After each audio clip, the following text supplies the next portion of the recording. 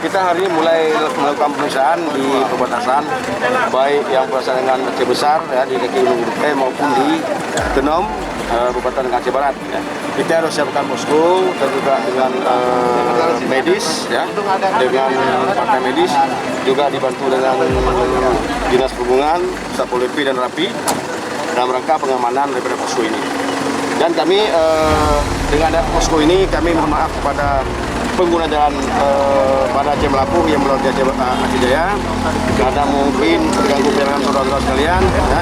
Kami mohon maaf, ini kami laksanakan tugas dan kami laksanakan pemeriksaan di posko ini sesuai dengan SOP protokol kesehatan.